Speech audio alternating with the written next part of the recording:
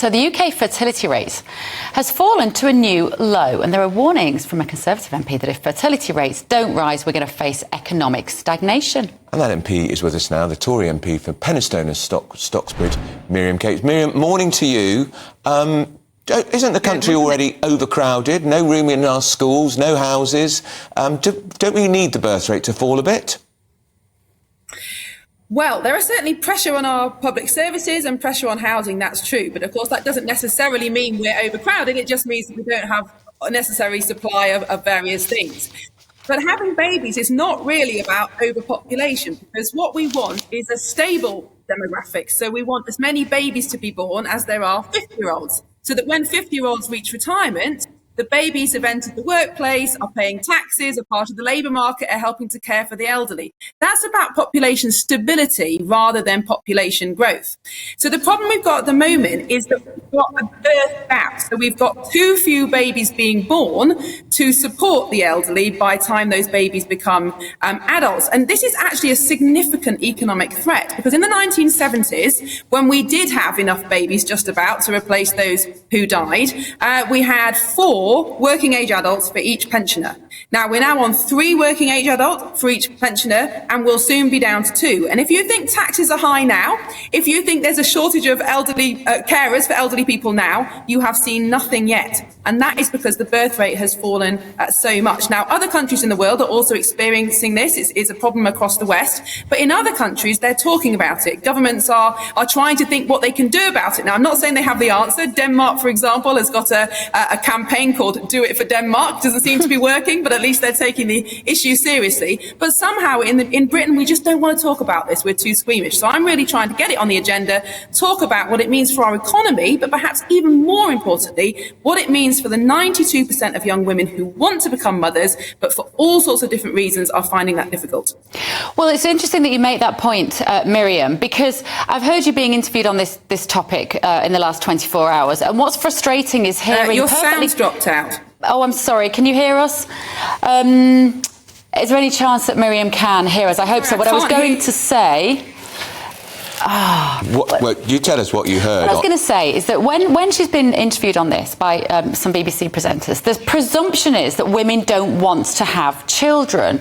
But actually what Miriam's at pains to point out is that according to their research, 96%? 92%, thank you, of young women... Hello, Miriam, I think you've come back. I was just pointing out that the myth around this is that women don't want to have babies. They're choosing careers. That's not what the research is proving, is it? 92% of young women want to have at least 2 children, but they're only having 1.2. Why then, Miriam? Why is this happening?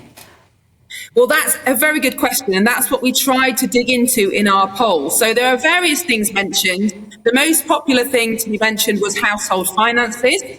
So people not earning enough, paying too much tax, housing being too expensive, childcare, all those kind of things. We're talking about the impact on their finances. Just over half mentioned impact on career. That's obviously important. But what was really interesting was that about 3/4 of young women said that Britain's view of motherhood just isn't very good. It didn't seem a very appealing prospect. We don't seem to celebrate motherhood. And if you think about how the media and politicians and the newspapers often talk about motherhood, it's very much drudgery, it's second best, it's not as good as a career, women need to get back into the workplace, how are you going to juggle everything, all these kind of things. It's very negative. And so young women, understandably, don't think it's appealing. But what was the most... Sorry, Miriam, I just want to push back a little bit on that, because isn't the solution to motherhood not being appealing to make fatherhood more appealing as well, so that we share the responsibility of parenting, which all sorts of research proves that actually dads who can spend more time with their children to share that burden more equally, dads also like that balance. Well, that's absolutely true. And lack of a suitable partner was, again, one of the most frequent things mentioned by women. But I don't think it's only that. Of course, we want to promote fatherhood, but we also want to promote motherhood and make it seem like something that society values.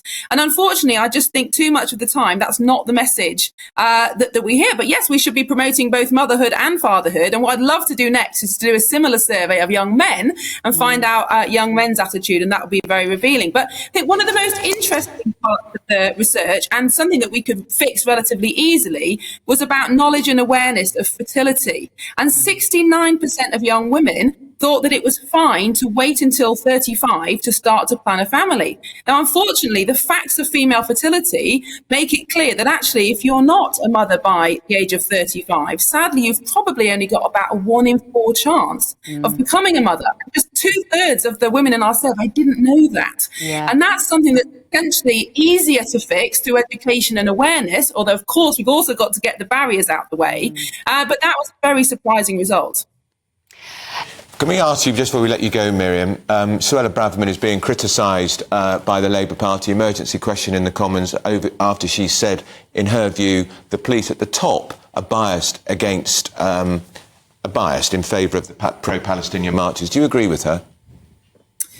Yes, I do. And I think, there's been a lot of criticism of the police in terms of how they police Black Lives Matter, how they police COVID protests. We know that there are issues with politicisation of the police. And so I think it is fair enough for the Home Secretary to ask whether, if these were pro-Israel and anti-Palestine demonstrations where people were going to be calling for harm to be done to Palestinians, would the police ban them? We don't know. But there does seem to be some two-tier policing going on in this country. And I think she's right to call it out. And also, if you look at the polling, whilst, of course, people are split on this issue, far more people think these protests should be banned on Remembrance Day than don't. So she's expressing a very mainstream view, even if it's distasteful to the Westminster bubble. OK.